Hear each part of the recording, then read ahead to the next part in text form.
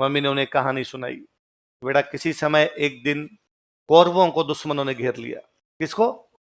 कौरव जो थे, कौरव 100 भाई थे कौरव, कौरवों को दुश्मनों ने घेर लिया। कुंती पांडवों को कहती है, पांडव 5, पांडवों की मम्मी कौन? कुंती। कुंती, माँ कुंती जो है पांडवों को कहती है कि जाओ जाकर अपने 100 भाइयों को छुड़वा कर लेके आओ। भीम थोड़े गुस्सेल थे। भीम ने कहा, माँ कुंती, उन लीचड़ों को कहे कि भाई, ये हमारे कोई भाई डेली तो प्लान बनाते हैं, कभी कहते हैं आग में जलाकर मारेंगे, कभी सोचते हैं कि पानी में डुबोकर मारेंगे, अलग अलग प्रकार के प्लान बनाते रहते हैं। मैं तो कहता हूं दुश्मन मार दे उनको, मैं तो आज छुड़ाने जाऊं, कल छुड़ाने जाऊं। कुंती पुनः कहती है कि नहीं बेटे भीम, जब हम आपस में लड़ते हैं तो वो 100 है और तुम 5 हो, तो तीसरा लड़े तो हम 105 है, वही हम पंचम अधिकम शतकम, हम 105 है। कितने हैं? तो तीसरा पक्ष हमारी आपस की लड़ाई का फायदा। इसलिए गांव में आज दिन तक है ना, कोई 2 भाई लड़ते हो लोग छुड़ाने नहीं जाते, दोनों एक हो गए तो तू कौन है दाढ़ भात में मुसलचंद। हमारी लड़ाई, हम एक दूसरे का सिर फोड़े, एक दूसरे की गर्दन काटे, तीसरा बीच में आना, हमारी लड़ाई होगी। गांव में भाइयों भाई की लड़ाई को लोग बुरा नहीं मानते, कहते कौरवों पांडवों के टाइम से चल रही है, लड़ेंगे, इसमें क्या, प्रॉपर्टी डिस्प्यूट होना ही है उसके अंदर। पर तीसरा पंचायती करने नहीं आना चाहिए।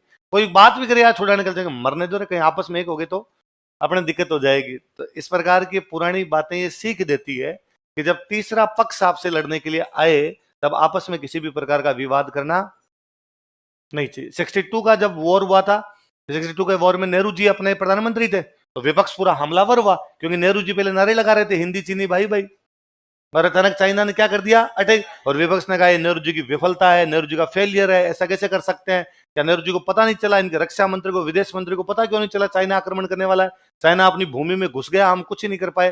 तब एक युवा सांसद खड़े हुए संसद में और उन्होंने खड़े होकर कहा ये आपस की लड़ाई का समय नहीं है, इस समय हमें चाइना का जवाब देना है। हम प्रधानमंत्री नेहरू को कहना चाहेंगे कि प्रधानमंत्री जी, हम तो आपके साथ है, आप लड़िए, पूरा देश आपके साथ खड़ा है, जब चाइना निकल जाएगा, जब युद्ध बंद हो जाएगा, तब हम और नेहरू जी यही है, नेहरू जी के एक एक बात का जवाब लिया जाएगा। लेकिन आज नहीं। वो युवा सांसद अटल बिहारी वाजपेयी। कौन युवा सांसद? तो जब तीसरा पक्ष आपसे लड़ने के लिए आए तब आपस में कभी भी विवाद नहीं करना, तब एकजुटता दिखाने की आवश्यकता। लड़ेंगे बाद में लड़ लेंगे, माथे फोड़ेंगे एक दूसरे की, क्या है भाई भाई लड़ते आए थे पूरी दुनिया के अंदर, हम लड़ लेंगे आपस के अंदर। पर तीसरा इस बात का फायदा ना उठाए। तब मुझे बड़ा बुरा लगा था कि नवजोत सिद्धू ने बीच में बयान दिया था, भारत की सेना ने एयर स्ट्राइक की 2019 के आसपास में, एयर स्ट्राइक हुई थी, तो एयर स्ट्राइक के बाद में नवजोत सिद्धू का बयान था, सिद्धू तब नया नया कांग्रेस ज्वाइन किया ही था, तो सिद्धू का बयान था कि भाई एयर स्ट्राइक हुई और वहां पे कोई मरा ही नहीं। इमरान खान मेरा दोस्त था, पाकिस्तान का प्रधानमंत्री था इमरान खान, दोनों क्रिकेटर, सिद्धू अपने क्रिकेटर, इमरान खान क्रिकेटर। तो कि इमरान खान मेरा दोस्त था, मैंने उससे पूछा कि भाई तुम्हारे को नुकसान हुआ है क्या, और उसने कहा कि हमारा एक कौवा मरा है, कागला कागला है ना, तो हमारा एक कौवा मरा है, इसके अलावा कोई भी नुकसान नहीं हुआ। अब हिसाब से तो कांग्रेस का एक नेता बीजेपी के नेता की आलोचना कर रहा है, होनी भी चाहिए, यदि लोकतंत्र में इस प्रकार की आलोचनाएं नहीं हो तो कोई बात नहीं, पर आप इनडायरेक्टली भारतीय सेना की आलोचना कर रहे हैं, आप भारतीय सेना की बेइज्जती कर रहे हैं। आप कह रहे हैं कि साहब आर्मी गई थी, आर्मी ने बम डाले लेकिन वहां किसी को मार नहीं सकी। बीजेपी नहीं गई आक्रमण करने के लिए, मोदी जी नहीं गए आक्रमण करने के लिए, इंडियन आर्मी गई है। और वास्तव में वो जो एयर स्ट्राइक थी उसके बारे में इंडिया तो कुछ बोला ही नहीं था। 2 बजे के आसपास अंबाला हवाई अड्डे से, अंबाला का जो एयरफोर्स का अड्डा है, वहां से हमारे जहाज उड़े, पाकिस्तान के 200 किलोमीटर अंदर गए। कितने किलोमीटर? और वहां जाके वो जो जगह थी उनकी, वहां पे जाके बालाकोट पे बम डाल के, वहां पे बम डाल के चुपचाप 4 बजे 2 घंटे में तो गए, आगे सो गए, अपने वालों ने किसी को नहीं बताया, चुपचाप। 7 बजे पाकिस्तान के एक मंत्री ने ट्वीट किया कि भारत ने हम पर हमला कर दिया है, और इंडियन एयरफोर्स जो है वो 200 किलोमीटर हमारे अंदर तक आ गई है।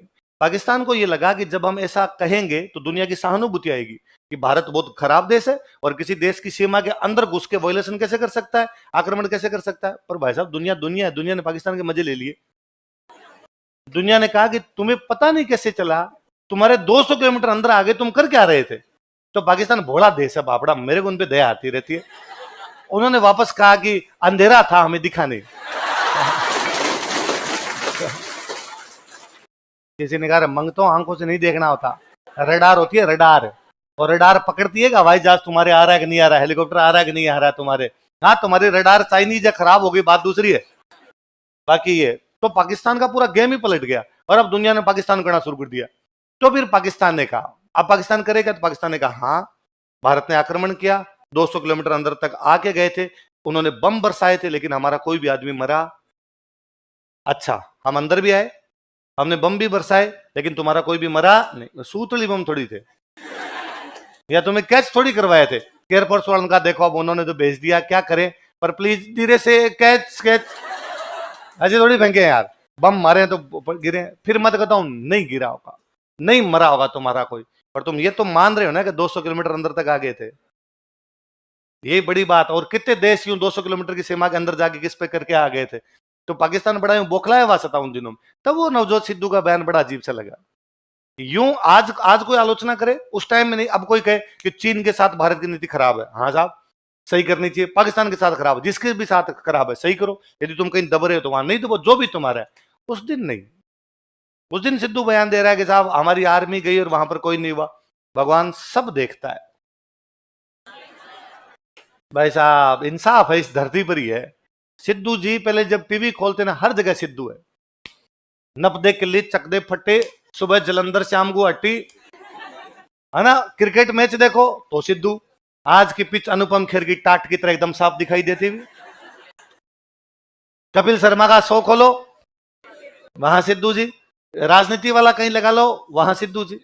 1989 का सिद्धू पर एक कोई केस था, 1989 का, मतलब 35 साल हो गए, 30 साल हो गए लगभग, जब 2019 30 साल। केस क्या, गाड़ी की पार्किंग को लेके एक व्यक्ति से लड़ाई हुई। पार्किंग, रोड रेज की लड़ाई आपने हो ही जाती है, नॉर्मली हो जाती है। गाड़ी थोड़ी भिड़ गई कहीं पे, यहाँ पार्किंग क्यों कर दी, मेरी टच होगी, इस प्रकार छोटी मोटी लड़ाई भारत में कॉमन है। लड़ाई हुई, सिद्धू नए नए क्रिकेटर थे, यंग थे, नीचे उतरे। वो जो बुजुर्ग आदमी थे कोई, उनसे विवाद हुआ, सिद्धू ने थप्पड़ मार दिया, उनकी डेथ हो गई। वो कोई बूढ़े आदमी थे, मिर्गी के दौरे वोरे कोई वैसे आते थे, थप्पड़ मार दी, डेथ हो गई, है ना। अटैक वटेक आ गया होगा। गैर इरादतन हत्या। कैसी हत्या है, मेरा इरादा नहीं था मारने का, लेकिन व्यक्ति की हत्या हो गई। ऐसे मामले में हो जाती है, जमानत हो जाती है, मामला चलता है, जमानत हो जाती है। सिद्धू का मामला चल रहा था, चल रहा था, चल रहा था। फिर सिद्धू ने वैसे बयान दिए, फिर 1.5 साल अंदर जाके आया। आजकल नए तो क्रिकेट में है, ना कहीं पॉलिटिक्स में नाम आता है, ना कहीं कपिल शर्मा वाले शो में आता है। तो भाई साहब इस प्रकार के यूं घटिया घटिया कमेंट करोगे, देश के खिलाफ बोलोगे, सब भगवान देखता है इस प्रकार की चीजें। तब ये बात सीखने वाली है कि तीसरा पक्ष जब हो तब आपस में लड़ना, वो तीसरा पक्ष चला जाए तब झिंटे पकड़ पकड़ के लड़ लेंगे एक दूसरे। तो आला और उदल वाली कहानी सिखाती, याद रहेगा। इसलिए आला उदल भले युद्ध में हार गए थे, हम आज भी पृथ्वीराज चौहान को याद नहीं करते इस युद्ध के लिए। हम किसको याद करते हैं, पूरा यूपी एमपी आला उदल के गीत गाता है। ये होली के आसपास पूरे आला खंड गाया जाता है, पूरा का पूरा एकदम। तो आला उदल बड़े फेमस रहे इस मामले में। अगला लिखो, नागौर का युद्ध। ये गोडवाड़ी वाले बोलेंगे, ये बोलेंगे खादो पो पिदो पो किदो पो, थोड़ा थोड़ा लगा जाता है। खादी पी पीदी पी, तो पी पो जो भी कर रहा है, इसका मतलब कौन सी बोली बोल रहा है वो, गोडवाड़ी। कौन सी है, गोडवाड़ी। कहां से कहां के बीच, बॉक्स, इसको बॉक्स बंद कर लो पूरे को ना। ये विगराज के दरबार में नहीं था, बाद का एक राइटर हुआ है, पर इस पर बुक लिखी है तो अपन लिख सकते हैं।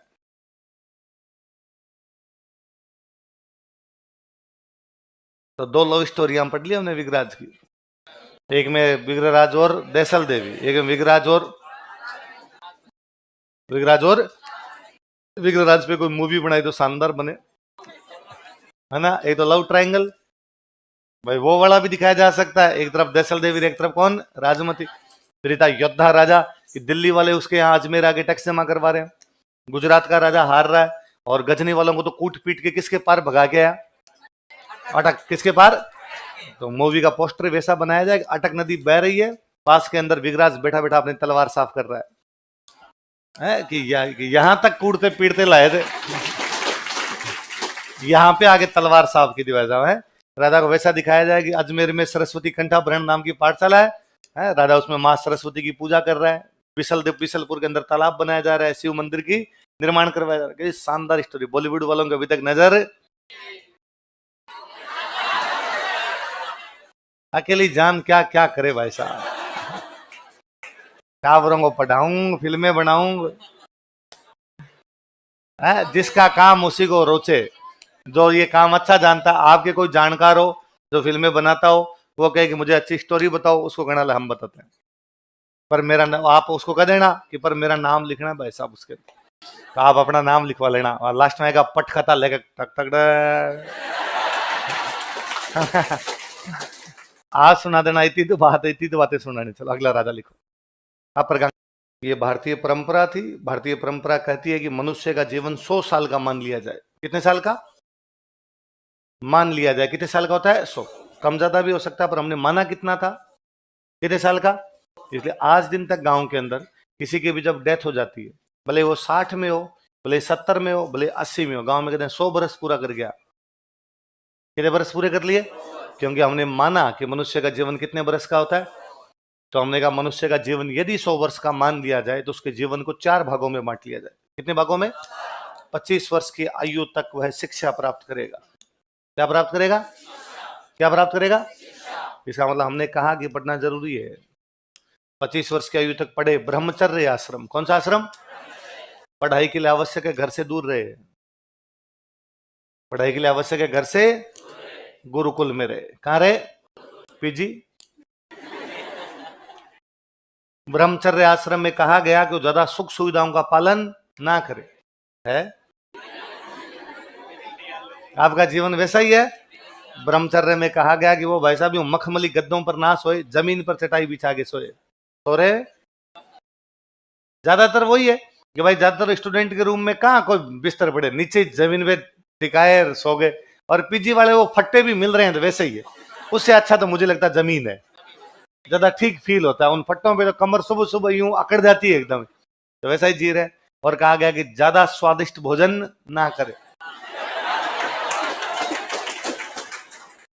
स्वादिष्ट छोड़ो भाई साहब, ये पीजी में रहने के बाद में एक कला आती है कि बिना निगले हुए डायरेक्ट कैसे लिया जाए।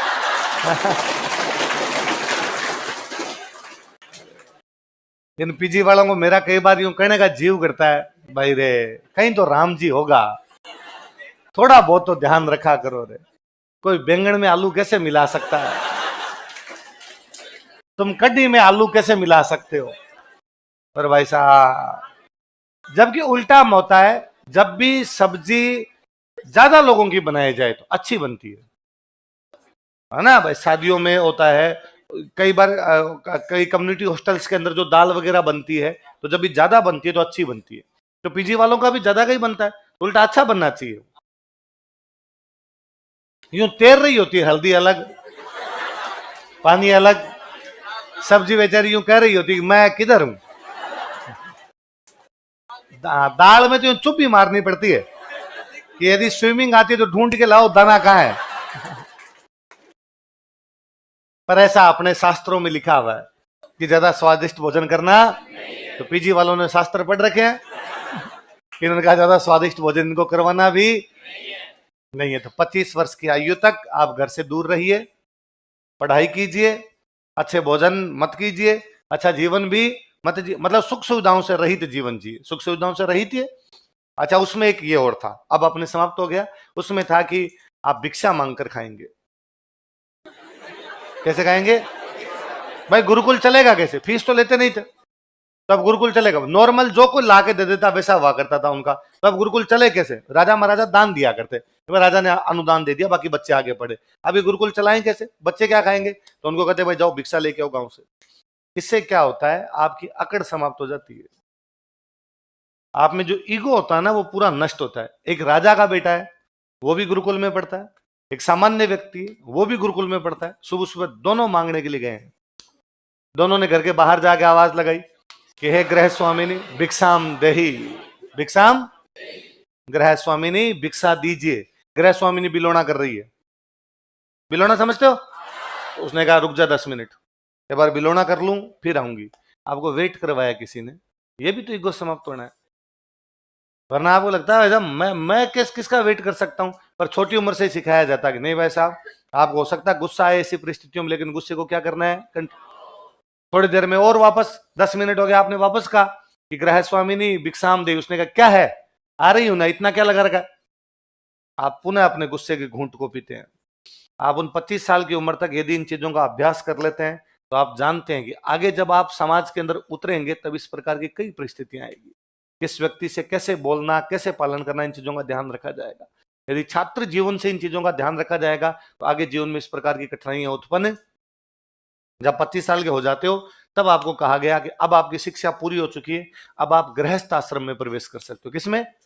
इसका मतलब यह है कि अब आपकी शिक्षा पूरी होगी, नौकरी कर सकते हो, और नौकरी करोगे तो गृहस्थ आश्रम में जाओगे, कमा के खाओगे तो ही परिवार के लिए कुछ लेके आ पाओगे, तब आप गृहस्थ आश्रम में जाइए। और इस गृहस्थ आश्रम सबसे अच्छा आश्रम जो बताया गया, कौन सा बताया गया? गृहस्थ आश्रम।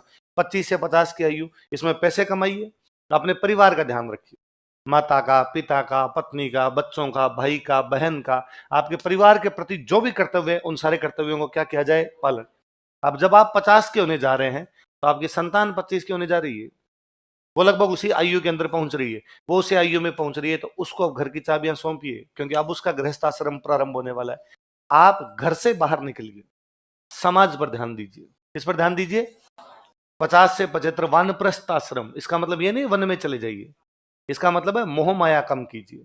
घर में जो आपका जीव ज्यादा था, घर में कमा के लाऊं, घर में ये चीज आए, बच्चों के लिए हो, मम्मी के लिए हो, पापा के लिए, भाई के लिए, बहन को, इनको सबको दूर कीजिए। अब अगली पीढ़ी संभाल लेगी इन चीजों को। अब आप ये देखिए कि गांव के गुरुकुल के अंदर पढ़ाई सही होती है कि नहीं होती। अब आप ये देखिए कि गांव का जो रास्ता है उस पर पेड़ पौधे लगे हुए हैं कि नहीं लगे हुए। अब आप ये देखिए कि गांव के अंदर पशु जो है आवारा घूमते हैं, उनके चरने की व्यवस्था है या नहीं है। अब आप ये देखिए कि वो जो पशु है यदि बीमार हो जाते हैं तो उनके लिए डॉक्टर की व्यवस्था है कि नहीं है। आज भी एक आदमी अपने रिटायरमेंट के बाद अपने कहते हैं, भाई रे अब गांव में ध्यान दो, घर परिवार वाली बातें छोड़ो अपने, तो 50 से 75 तक आप वो कीजिए। पहली बात तो 75 तक होते होते मर जाओगे। यदि 75 के बाद में भी जिंदा रहे तो घर छोड़ दीजिए, अब आप घर में मत रहिए। तो अब क्या करें? तो अब आप सन्यासी बन जाइए। सन्यासी वह है जो एक स्थान पर 3 दिन से अधिक ना रुके, क्योंकि यदि एक स्थान पर 3 दिन से अधिक रुका गया तो हो सकता है उस जगह से प्यार हो जाए। सन्यासी वह है जिसे मोह माया से दूर रहना पड़ेगा, उसे स्थान से भी किसी प्रकार की मोह माया नहीं हो सकती। तो आप घूम घूम के क्या करेंगे? तो जो 75 वर्षों में अर्जित किया है, कुछ अच्छी बातें, कुछ बुरी बातें, जिंदगी के कटु अनुभव, कुछ अच्छे अनुभव, वो लोगों को बताएं, ताकि आगे आने वाली पीढ़ियां सीख सके कि व्यक्ति का जीवन किस प्रकार का होना चाहिए। कितना साइंटिफिकली बांट दिया था उन्होंने, ताकि एक तो धीरे धीरे परिवार से जो मोह है वो क्या हो जाता है? समाप्त। अब हम परिवार से मोह समाप्त तो नहीं कर पाते, इसलिए आदमी मरते दम तक लगा रहता है कि इधर से ही खा लूं, इधर से ही कर लूं, ये घर में भर दूं, वो घर में भर दूं, इसलिए मोह माया जाती नहीं। उन्होंने कहा था कि नहीं, आपको माया तो छोड़नी पड़ेगी। पहले परिवार, पहले उन्होंने कहा पहले परिवार में पूरी मोह माया होनी चाहिए, 25 से 50 तक और कुछ ही नहीं करना, यही कर।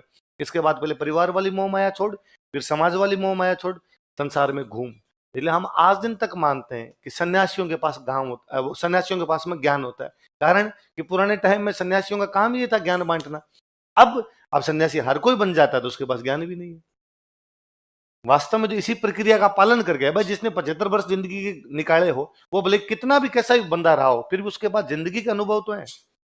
जिंदगी का अनुभव था एक राजा के पास। जैसे ही राजा बुढ़ापे के अंदर आया, राजा ने कहा अगली पीढ़ी को आप शासन सौंप देना चाहिए। उसने अरुणराज को कहा तुम शासन संभालो। राजा खुद क्या बन गया? अब ये एज थोड़ी आजकल चेंज हो गई। अब हम ये कह सकते हैं कि सर 25 के बाद गृहस्थ नहीं, अब 30 तक तो हम पढ़ते ही रहते हैं, नौकरियां वोकरियां लगती है भाई 30 तक। तो अब वो एज भी आगे बढ़ गई, अब रिटायरमेंट 60 है। पहले वो जो 50 था, अब वो रिटायरमेंट सरकारी नौकरी का क्या हो गया? 60। तो कुल मिला के 60 तक आप वैसा कीजिए। 60 के बाद में परिवार से ध्यान हटाइए, अब समाज पर ध्यान दीजिए। और गांव में मैं ज्यादातर देखता हूं वे लोग जो रिटायरमेंट की एज के बाद या सरकारी नौकरी नहीं करते तो इस उम्र के बाद में घर से ध्यान हटा के समाज पे ध्यान देने लग जाते हैं, घर के बाहर ही बैठे रहते हैं, ज्यादा घर के मामलों में अड़ंगे अड़ाते नहीं। उन डोकरों की जिंदगी बेहद सही है। और कई बूढ़े लोग हैं जो 80 तक लठ लेके यूं बैठे रहते हैं, मेरे से बिना पूछे घर में कुछ भी होगा। भाई साहब उनकी सबसे पहले घर वाले मानने बंद करते हैं। अड़ोसी पड़ोसी समाज छोड़िए, घर के बेटे मानने बंद करते हैं। और वैसे यूं कहना शुरू करते हैं चुप रहो, आपको ज्यादा पता है क्या, पंचायती करते रहते हो फालतू में। आदमी यूं घूंट पी के रहता है। तो ये पहले समझ लेना चाहिए कि नहीं साहब, अगली पीढ़ी के हाथ में सत्ता आएगी तो आपकी बातें मानने से मना करेगी। इसलिए चुपचाप खुद ही सौंप दो, खुद ही चला के कहो भाई तुम जानो और तुम्हारा काम जो। ये कि महिलाओं के, कई महिलाएं इतनी सियाणी होती है, जैसे ही यूं इस एज के अंदर पहुंची, बाद में बीननी को दी चाबी की, बीननी ढोलो तो थारो, रखो तो थारो। ये रसोई की चाबियां दी जाती है कि रखो तो भी आपका और कोई चीज बिखेरो तो भी आप। उन डोकरियों की बड़ी इज्जत होती है, बिननियां भी उनसे पूछती रहती है, टाइम टू टाइम धोख देती रहती है। कई डोकरियां यूं यहाँ चाबी लटकाए हुए मरती है तब तक घूमती रहती है। उनकी बातें बिननियां भी माननी क्या कर देती है। भाई बात समझ में? अपने इस बात से सीख लेनी है। अंतिम समय में जाते जाते शासन किसको सौंप देना है? अगली पीढ़ी को। जैसे अजयराज किसको सौंप गया? किसको? अरुणोरा। अभी आपका जीवन एकदम ग्रस्त वो चल ही रहा है, ब्रह्मचर्य। ब्रह्मचर्य में अधिक सुख सुविधाओं का पालन होना नहीं चाहिए। तो अपने भी ज्यादा सुख सुविधाएं जीवन में होनी नहीं चाहिए। तो पापा से एक्स्ट्रा पैसे मंगवाने, जितने कम के अंदर हम जीवन यापन कर सके उतना, जितने में हमारी आवश्यकताओं की पूर्ति हो जाए उतने, उसके अंदर मनोरंजन के साधन होने नहीं चाहिए। तो मोबाइल बंद, मोबाइल शिक्षा पे ध्यान लगाया जाए। उसमें है कि आप अपने गुस्से पे कंट्रोल कीजिए, इसलिए किसी से लड़ा मत कीजिए। ये सिखाती है अपने आप की गुस्से पे कंट्रोल करेंगे। अभी छोटी छोटी लड़ाइयां हैं, इनमें कंट्रोल करना सीख लेंगे, कल को कोई बड़ी लड़ाइयां होगी उनमें कंट्रोल हो जाएगा। अभी आपने क्या लड़ाई होती है? अभी उधर सीट को लेके लड़ लिए, पीजी में इस बात पे लड़ लिया कि मैं 11 बजे सोऊंगा तो लाइट बंद हो जानी चाहिए, तू क्यों सो रहा है 12 बजे, इस बात पे लड़ लिए, है ना। और कोई छोटी मोटी किसी बात है, तू फोन पे जोर से बात करता है, मेरी पढ़ाई डिस्टर्ब होती है, इस बात पे हो जाती है। इन पे थोड़ा थोड़ा कंट्रोल करोगे, ये शिक्षा आगे काम आएगी। गृहस्थ आश्रम में उतरोगे तो वहां वैसी कोई लड़ाई होगी, भाई के साथ जमीन की लड़ाई, किसी पड़ोसी के साथ लड़ाई, यहाँ पे लड़ाइयाँ कंट्रोल करनी सीख जाओगे तो वहां पे भी क्या हो जाएगी? कंट्रोल। तो यहाँ पे नहीं सीखते वो बातें, उधर भी पुलिस पांदड़ों में पड़े ही रहते हैं। इसलिए जिंदगी के अनुभव धीरे धीरे सिखाते हैं। तो अजय राज बेहद इंटेलिजेंट रहता है। इंटेलिजेंट वही, तभी दिगंबरों श्वेतांबरों को भी शास्त्रार्थ की अध्यक्षता कर रहा है। इंटेलिजेंट है इसलिए उसको जीवन की सच्चाई पता थी। कुछ लोग समय को पहचान लेते हैं, वो जीवन की बाकी चीजों को छोड़ के कुछ विरक्ति प्राप्त कर लेते हैं। कुछ विरक्ति कर लेते हैं तो भी उनसे जीवन छूटता नहीं, और फिर भी उसी प्रकार के मन में आती रहती है, उन लोगों की जीवन ज्यादा अच्छा होता